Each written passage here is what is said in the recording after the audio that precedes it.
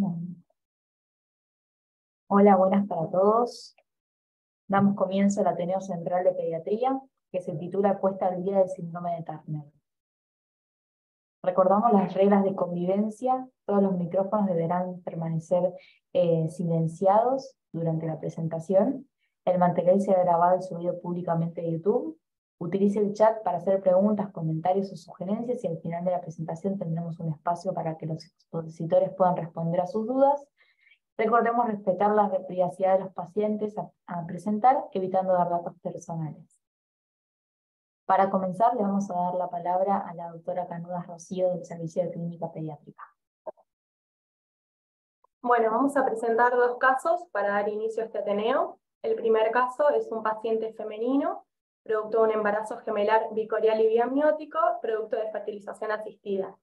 Ella tuvo un diagnóstico prenatal de agenesia del ductus, nació por cesárea, por restricción del crecimiento intrauterino, y como datos del nacimiento, nació de 31 semanas, de 1,2 kg de peso y de talla de 37,5 centímetros. El hermano gemelo pesaba 1,410 kg y tenía de talla 40 centímetros. Ellos consultan al servicio de endocrinología de este hospital, derivados por su pediatra de cabecera, cuando ella tenía 4 años, y el motivo de consulta es porque tenía 15 centímetros menos de talla que su hermano gemelo. En esa consulta se constata que la paciente pesaba 11 kilos, que tenía una talla de 90 centímetros y medio con un Z-score de menos 2,83, que su estatura sentada era de 54,5 centímetros, eso era un percentilo mayor al 97, con un odds ratio de 0,60, y que la velocidad de crecimiento era de 8,4 centímetros por año. Como hallazgo positivo en el examen físico, se constató un ligero hipertolorismo mamario. A partir de esa consulta se solicitaron distintos estudios, un laboratorio donde no hubo hallazgos de mención, se solicitó una radiografía para constatar la edad ósea, que era de 3 años, y se solicitó el cariotipo que diagnosticó un síndrome de Turner a partir de un 45X. En ese momento empieza tratamiento con hormona de crecimiento con una dosis de 0,5 miligramos por día. Bueno, en esta presentación lo que podemos ver es cómo fue creciendo las medidas antropométricas de la paciente a partir del inicio del tratamiento con la hormona de crecimiento. La edad de 4 años fue la primera consulta, que es lo que llevó a hacer el cariotipo y a iniciar el tratamiento con la hormona de crecimiento. Después, a los 4 años y 7 meses, se constató una talla de 94,2 centímetros, que era un percentilo 3 de talla, y el peso era de 12,5 kilos. Continuó con el tratamiento con hormona de crecimiento, volvió a control con el servicio endocrino, donde a los 4 años y 11 meses tenía una talla de 97 centímetros, continuaba en el percentilo 3, un peso de 11,8 kilos y una velocidad de crecimiento de 7,4 centímetros por año. En el próximo control, la paciente tenía 5 años y 4 meses, la talla era de 98,6 centímetros, seguía creciendo en el percentilo 3, con un peso de 13,9 kilos, y una velocidad de crecimiento de 4,8 centímetros por año. En esa consulta lo que se decidió hacer es aumentar la dosis de la hormona de crecimiento a 0,8 miligramos día, 6 días por semana. Esto era más que nada por la paciente y la familia decidieron hacerlo cada 6 días en la semana, que es lo que venía recibiendo. Y después el próximo control, que fue a los 4 meses, o sea, a los 5 años y 8 meses, tenía una talla de 101,1 centímetros, con un Z-score de 1,96, un peso de 14 kilos y una velocidad de crecimiento de 7,5 centímetros por año. En esta diapositiva lo que podemos ver es el percentilo de la talla, cómo fue creciendo y manteniendo un mismo percentilo a partir del tratamiento con la hormona de crecimiento. Y tenemos otro caso de otra paciente, también de sexo femenino. En este caso ella nació de término de 38 semanas, el parto fue por cesárea, por falta de dilatación, y como datos del nacimiento tenía un peso de 2,750 kilos y una talla de 46 centímetros. Ella es derivada al servicio de endocrinología de este hospital cuando tenía 10 meses de vida. La consulta era por hipotonía y por cuadros de hipoglucemia. Ella tenía distintos estudios, lo que se hizo acá para completar la valoración era una curva GH-arginina. Lo que se vio en este estudio es que la respuesta de la niña no era la misma respuesta que tenían los niños suficientes, que tenía un pico de hormona de crecimiento de 10.5 nanogramos mililitros en los 90 minutos, pero esto dejaba muchas dudas. De todas formas, no había otro diagnóstico de la hipoglucemia, entonces con esta hormona de crecimiento baja frente a la hipoglucemia, los valores de IGF-1 y IGF-BP3 bajos y la falta de respuesta de glucagón de la hormona de crecimiento, se empezó tratamiento con hormona de crecimiento. Ella estuvo en tratamiento con hormona de crecimiento durante 3 años, y lo que se hizo después de los 3 años del tratamiento fue suspender la medicación para ver cómo crecía sin esta medicación. Y lo que se observó fue que mantenía el ritmo de crecimiento a pesar de no tener un suplemento de la hormona. En esos años se perdió el seguimiento con la paciente y terminó consultando 9 años más tarde, cuando ella tenía 12 años, que nuevamente la derivó el pediatra de cabecera al servicio de endocrinología porque había presentado una caída en el percentilo de la talla. Ella en ese momento tenía 12 años y 7 meses, pesaba 59 kilos, es un percentilo 95 con un Z de 1.66, tenía una talla de 146.5 centímetros en un percentilo 28 con un Z de menos 0.58. Y para las tablas de Turner estaba en un percentilo más allá del 97.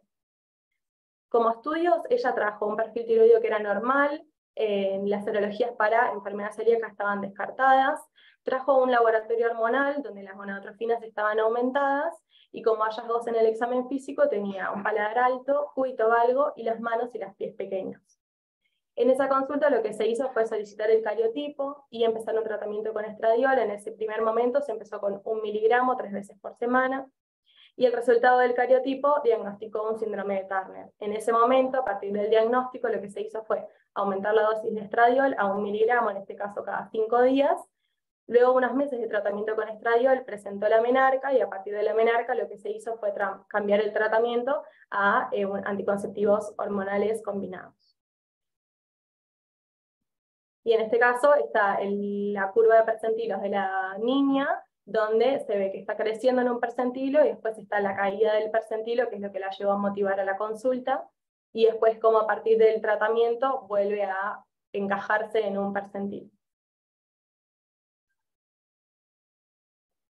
Bueno, muchas gracias, Rocío.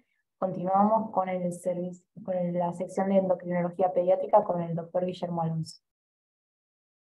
Bueno, antes que nada, gracias, Rocío, por la revisión de las historias clínicas. Algunas aclaraciones para ampliar las historias de estas dos pacientes, que después las retomamos sobre el final.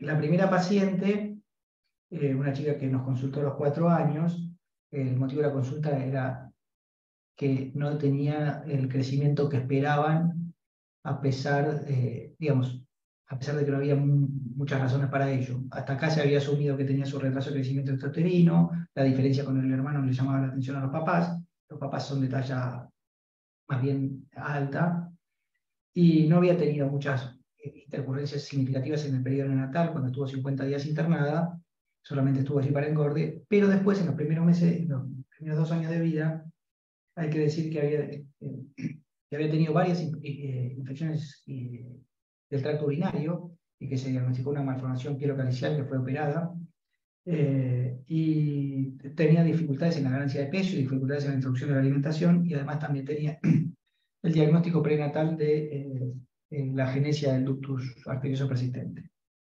Digamos, algunos de esos detalles después los podemos tener en cuenta cuando revisemos los aspectos teóricos. Y la segunda paciente es una paciente con una historia particularmente sorprendente y llamativa para mí. Digamos, la conocí cuando era pequeña, es una de las últimas pacientes que vio Amélie Caicial, que vimos con ella acá en el departamento de pediatría. La paciente vino derivada a la doctora Caicial. Amélie la estudió porque tenía evoluciones recurrentes en el primer año de vida, en el 6º y el 10º mes. No le encontró nada con las herramientas que tenía para estudio 15 años atrás, más o menos. Y los resultados de la hormona de crecimiento, dosadas como hormona contrarreguladora y como causa de hipoglucemia en el primer año de vida, fueron ambiguos, digamos. Es cierto que tenía una hormona de crecimiento insuficiente en el momento de la hipoglucemia, que la respuesta a una prueba de glucagón que hizo Amélie, también la hormona de crecimiento no picó lo que esperábamos, que tenía mediador de la hormona de crecimiento algo bajos. Con lo cual la medicamos con hormona de crecimiento. Lo discutimos muchas veces con Amelie, con Titania, y dijimos, bueno, no encontramos otra cosa, le pusimos la hormona de crecimiento, la chica no volvió a repetir las hipoglucemias, pero en los años que siguió mostró un crecimiento llamativo, y se ubicó en los presentíos 97, hasta que al final del tercer año los padres me plantearon, estaban cansados de la hormona de crecimiento, que la chica venía creciendo bien, el diagnóstico no era de certeza, y dijimos, bueno, suspendamos y vamos a ver cómo viene. Creció bien un par de años más y perdimos su seguimiento. Y poner la tabla, la gráfica de crecimiento, por favor. Vuelve a consultar cuando el pediatra nota que entre los 150 meses, si se quiere, como dice ahí, o un poquito antes, entre los 140 meses y los 170 meses, ameseta su crecimiento y no da inicio al empuje puberal. Entonces, como con un retraso puberal y con ese llamativo cruce de percentilos, el pediatra nos la volvió a derivar a los endocrinólogos. Y ahí, a partir de gonadotrofinas desenfrenadas, o sea, FSH y LH altas, que sugieren que la función ovárica es anormal, bueno, se le pidió el cariotipo y el cariotipo nos permitió definir la causa de la ausencia de la pubertad, un hipogonadismo hipergonadotrófico. Pero, digamos, pongo estos dos pacientes porque es muy probable que en el primero el endocrinólogo levante el dedo acusador y diga, el pediatra no hizo el diagnóstico, y en el segundo, el pediatra me diga, vos lo viste y no hiciste el diagnóstico. Así que fíjense que es difícil hacer el diagnóstico de síndrome de Turner. Bueno, ahora sí, vamos a algunos aspectos teóricos. En realidad, cuando usó el título María, creo que dice algo así como actualización o algo así, la verdad que voy a hacer foco en dos cosas nomás. Una es el diagnóstico y el otro son algunas de las comorbilidades que acompañan a estas niñas y a estos pacientes a lo largo de la vida y de los cuales probablemente estén mucho más cerca el médico de cabecera, el pediatra o el médico de adolescencia o el médico de adultos, que es lo que debería estar el endocrinólogo. Primero definamos, el síndrome de Turner es un síndrome cromosómico que se caracteriza por fenotipo femenino, ¿también? Y que incluye una anomalía en el par sexual. Esto es un cromosoma X y la pérdida total o parcial del segundo cromosoma, que no sabemos, puede ser un X o puede ser un Y, pero se ha perdido. Y que además tiene uno o más datos clínicos compatibles. O sea, el hallazgo de digamos, a lo largo de la vida está descrito la pérdida de parte del cromosoma X en sucesiva mitosis. Y no es infrecuente que en mujeres adultas que se hacen un cariotipo por alguna otra razón, adultas, digo, más de 40 años, se encuentre un cariotipo compatible con el síndrome de Turner, pero no significa un síndrome de Turner. Las señoras han tenido una vida sin complicaciones, una talla normal, no tuvieron cardiopatía, no tienen ninguna de los estigmas del síndrome de Turner, incluso han tenido función ovárica normal y se encuentra. O sea que se necesita algo de la clínica para poner el rótulo del síndrome de Turner. ¿La que sigue? Y por el contrario, no se consideran síndrome de Turner, como decíamos, mujeres sin características clínicas, aunque tengan una línea celular 45X. Por ahí es de perogrullo, pero hay varones que tienen un cariotipo, como vamos a ver más adelante, que es compatible con el cariotipo que tienen algunas chicas con síndrome de Turner. Esos varones no deben ser considerados síndrome de Turner. Tampoco se incluyen las lesiones distales en el brazo corto del X, que incluyen a Helen Shocks. Son pacientes que van a tener baja talla, pero que no tienen otras de las complicaciones del síndrome de Turner. Siempre y cuando la banda 22.3 no esté lesionada. Y tampoco las lesiones del brazo largo, del cromosoma X, que se van a presentar con falla ovárica prematura, pero no tienen ninguna de las duras complicaciones del síndrome de Turner y tampoco deberían ser seguidas como tales, sino cuidarles la falla ovárica. La que sigue.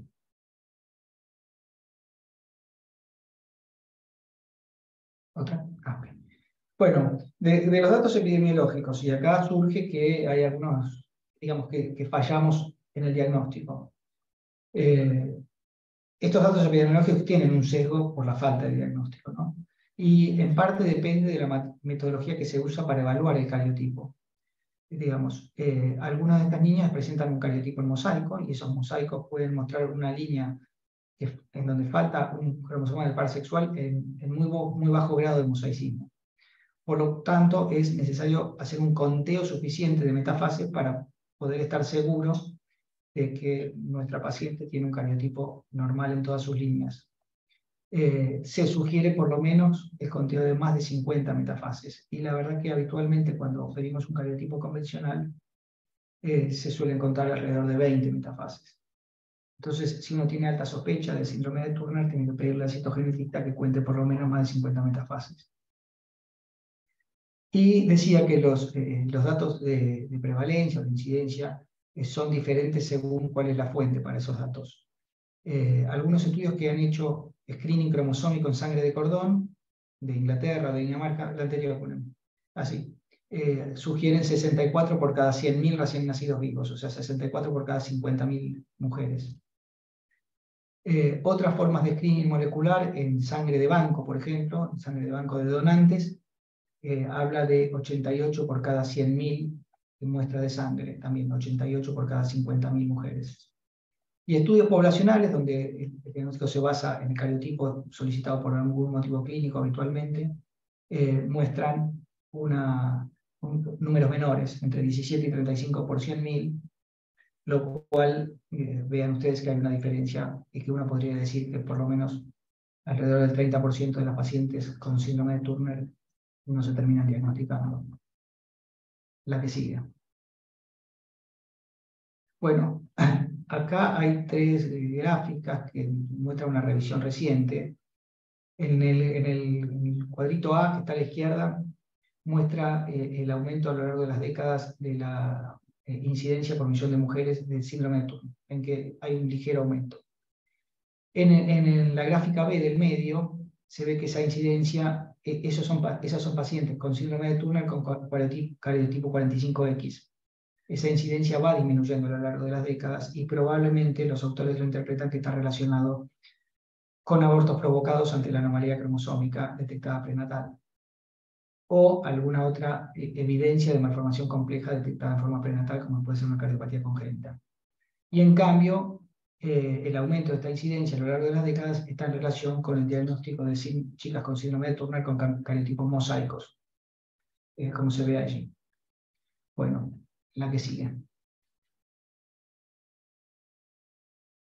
Este es el fenotipo clásico, está en todos los libros de pediatría, lo conocen ustedes.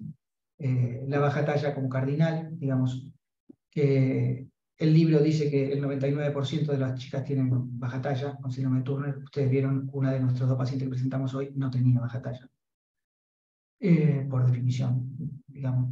Y algunos de los otros estigmas somáticos que pueden ser muy floridos, como en la foto del centro, o muy sutiles, como en la chica de la izquierda, de la derecha.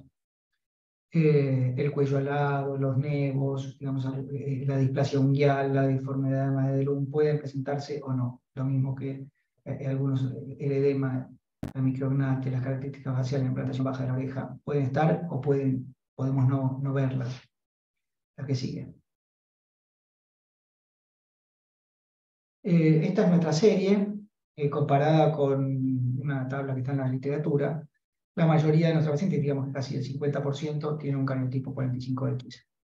Y después aparecen como destacados los mosaicismos 45X, 46XX en Bordeaux, y los mosaicismos 46X, ahí puse 45X en verde, pero 46X con un isocromosoma del brazo largo del cromosoma X. No hice a tiempo de detallarlo acá y me parecía que se podía extender mucho, pero hay cierta correlación entre el fenotipo y el cariotipo, y también entre el cariotipo y algunas de las complicaciones esperadas o donde hay mayor riesgo. Por ejemplo, las chicas que tienen un cromosoma X en anillo tienen más chance de tener retraso mental o dificultades serias en la escolaridad. Las chicas que tienen un isocromosoma del brazo largo del cromosoma X tienen mucho más chance de tener enfermedades autoinmunes asociadas al síndrome de Turner, como tiroiditis, enfermedad inflamatoria intestinal, o diabetes o enfermedad celíaca. Y las chicas que tienen una línea Y en su cromosoma, como por ejemplo las que están en naranja, 45X/46XY, tienen más chances muchas más chances de tumores gonadales, gonadoblastomas y coriocarcinomas. Y así con algunas de las otras comorbilidades que los chicos con síndrome de Turner presentan.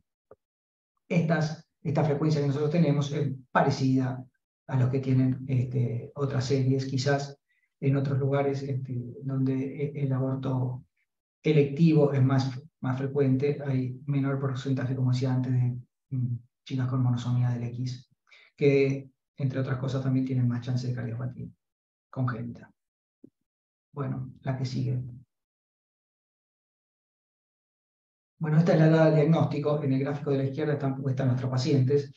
Nosotros tenemos un porcentaje alto de pacientes que se diagnostican en la etapa prenatal y en los primeros 2 años. Esas son chicas que probablemente llegan a nosotros de la mano del cardiólogo o del neonatólogo, porque son chicos que nacen, ¿no?, con un llamativos estigmas somáticos, linfedema o un cuello muy particular, o se hizo el diagnóstico por un higroma quístico en periodo prenatal o por la cardiopatía congénita, y los vemos tempranamente. Entre los 2 años y los 6 años, y entre los 6 y los 10 años, generalmente nos lo manda el pediatra por talla baja, y las chicas mayores de 10 vienen de parte también del pediatra o porque consultan espontáneamente porque son bajas o tienen retraso en el desarrollo puberal. Lo que dicen los autores es que la proporción de pacientes a cada una de las edades tiene esta forma de violín. Bueno, cuando uno compara las chicas con síndrome de Turner, fíjense que las chicas que tienen monosomía del X tienen una panza del violín en el medio más ancha y se hace el diagnóstico más temprano.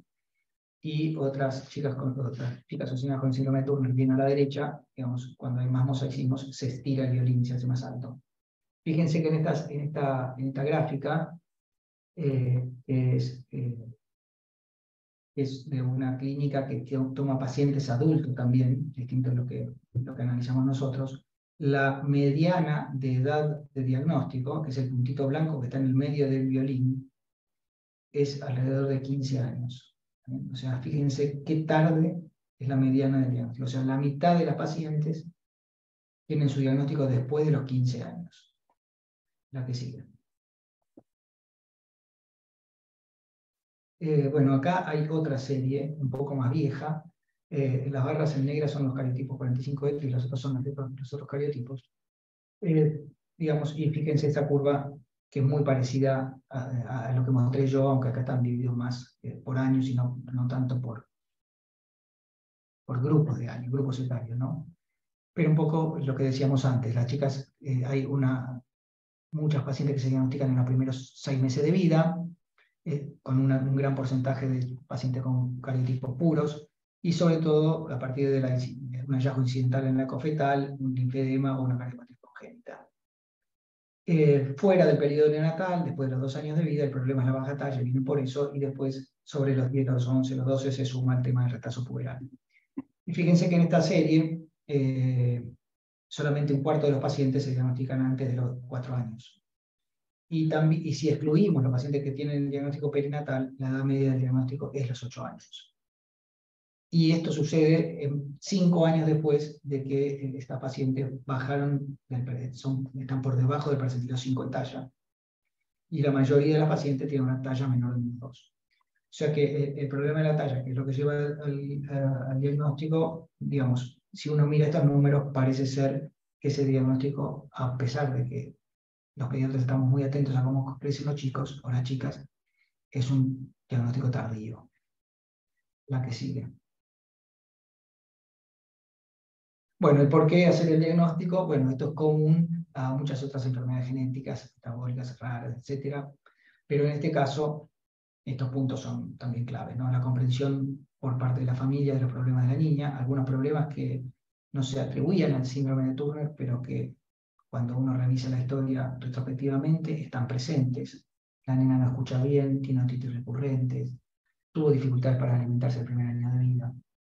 El otro objetivo es maximizar el crecimiento. No era la intención hablar del tratamiento con hormonas de crecimiento, pero sí podemos decir que las chicas con síndrome de Turner que mejor talla final alcanzan, o más alta talla final para no decir mejor, o que alcanzan talla final más alta, son aquellas que más tiempo recibieron hormona de crecimiento antes de iniciar la pubertad. Es decir, si una paciente comienza el tratamiento con hormona de crecimiento a los 6 años y comienza la pubertad a los 11 años, recibió 5 años de hormona de crecimiento. La que empezó a los 3 años y comienza la pubertad a los 11 va a recibir 8 años, y eso es muy significativo en términos de la talla final.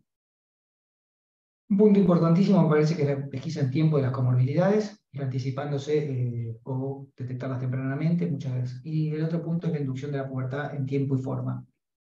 ¿Por qué esto? Porque ustedes bien saben, para por ahí los pediatras que tenemos más años, sabíamos que la inducción de la pubertad se retrasaba en estas chicas con el objetivo de que que tengan un mayor tiempo de crecimiento prepuberal y alcancen una mejor talla final, o una talla final más alta. Bueno, eso llevaba a retrasar mucho la inducción de la pubertad y a introducir los estrógenos a edades tan tardías como a los 13 y medio, 14 años. Uno de los principales reclamos de las pacientes adultas con síndrome de Turner a sus médicos tratantes en la niñez y la adolescencia es: no tuve la pubertad igual que todas mis amigas. No me importa tanto haber medido 5 centímetros menos o más, sino que yo quería tener la pubertad igual que todas mis amigas y usar el mismo traje de baño y tener las mismas formas. Entonces, eso lo tenemos que tener muy en cuenta. Y vamos a poder inducir la pubertad en tiempo y forma si hicimos el diagnóstico temprano y si usó mucho tiempo hormona de crecimiento. La que sigue. Bueno, acá hay algunos de los datos que muestran las diferentes series, la proporción de pacientes que tienen tal o cual hallazgo o características, pero por ahí hay algunos que todos ustedes lo conocen, algunos que podemos destacar. La talla baja parece estar, dicen 100%, bueno, no sería tan contundente en decir el 100%, porque hemos visto una de nuestras pacientes que no tenía talla baja. El aumento del segmento superior sobre el inferior. La primera chiquita habíamos medido el tronco y tenía una desproporción entre el tronco y las piernas. Mirarle los metacarpianos, haciéndole cerrar el puño a unas chicas y viendo cómo los últimos 2 metacarpianos o los últimos 2 nudillos quedan metidos hacia adentro. Después algunas otras cosas que son clásicas son menos frecuentes. El cuello alado, por ejemplo, poco probable. La tosis palpebral, los edemas de manos y pies, bueno, algunas cosas que están acá marcadas. La deformidad de Madelung, que es una deformidad en torso de tenedor del extremo distal del cúbito y del radio, que se empeora con el agregado de estrógenos o se empeora cuando algunas chicas con síndrome de Turner tienen pubertad espontánea. Entonces pueden no tenerla antes, pero se aparece, se pone de manifiesto con la pubertad. Después ahí hay otros hallazgos, el tema de la aorta bicúspide, la coartación de aorta, muy clásico, que sabemos que la coartación de aorta es mucho más frecuente en varones que en niñas. Entonces, una niña que tiene coartación de aorta, uno debe sospechar fuertemente que tiene un síndrome de Turner. Bueno, y algunas otras malformaciones congénitas, como los riñones en herradura o las otras malformaciones de la vía urinaria. Y después algunas cosas que aparecen con el correr del tiempo: el hígado graso, la esteatosis o una transaminitis, unas transaminasas elevadas, la hipertensión, que tiene varios mecanismos patogénicos, la tiroiditis es muy clásica, aunque muchos autores se preguntan si la tiroiditis no está aumentada porque a estos pacientes van haciendo endocrinólogos y le buscan la tiroiditis. Bueno, y algunas otras enfermedades inflamatorias. La que sigue. Bueno, entonces, ¿cuándo es mandatorio que el pediatra solicite un cariotipo? Cualquier chica que tiene talla baja inexplicada, o una talla que está por debajo de la talla de los padres, y que no es explicada, ¿no? Obviamente.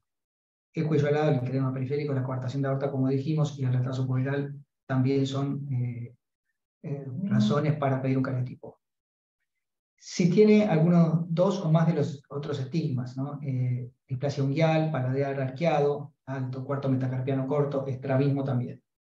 Y hay otros datos subjetivos que por lo menos aparecen en las viejas guías, pero que tienen cada vez más peso.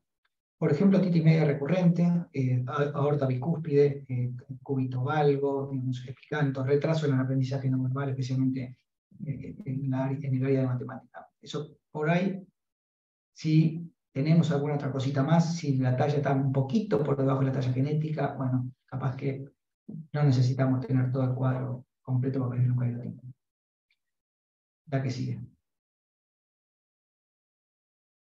Bueno, y acá creo que con esta la termino, pero digamos por ahí, como esto queda grabado, después lo pueden mirar y repasar mejor ustedes, pero a lo largo de la vida los distintos puntos nos ocupan de las chicas con síndrome de Turner.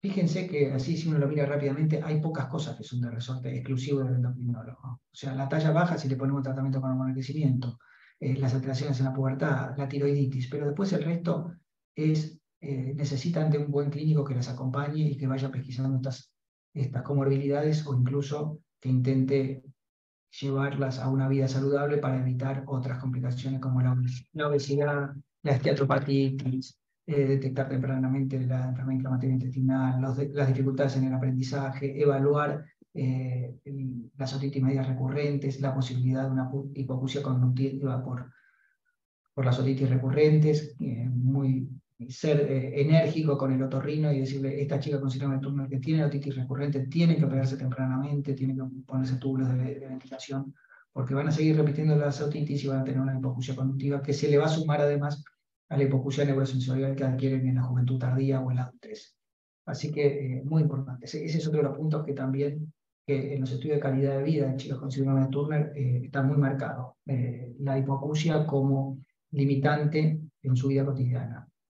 El tema de la cardiopatía congénita, después no quedarse en que si la chica no tuvo una cardiopatía congénita no hay que volver a hacerla ver por el cardiólogo, porque la valvulopatía aórtica se puede agregar, incluso la disección de aorta en la adultez y la hipertensión, digamos, son razones para que tenga una evaluación cardiológica por lo menos cada 5 años, aún con ecocardiogramas normales.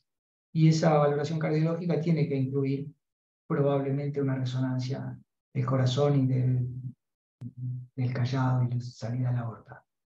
El estrabismo y la salud oftalmológica también son un motivo de preocupación, la salud bucal también, bueno, y los aspectos psicoemocionales del que conlleva tener una enfermedad cromosómica, una perspectiva de fertilidad disminuida o nula en la adultez y la necesidad de sostén hormonal para un desarrollo puberal acorde y compatible con el sexo femenino, digamos, sin duda que tiene un impacto emocional en estas chicas.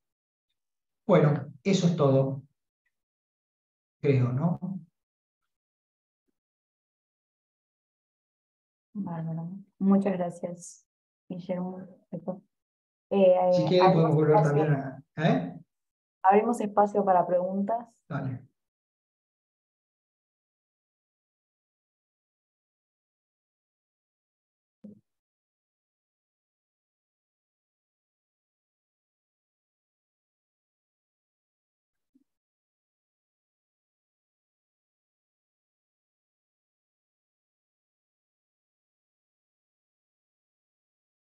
Bueno, si no hay preguntas, damos por finalizado el Ateneo. Muchísimas gracias a todos. Buenas tardes. Bueno, adiós, gracias.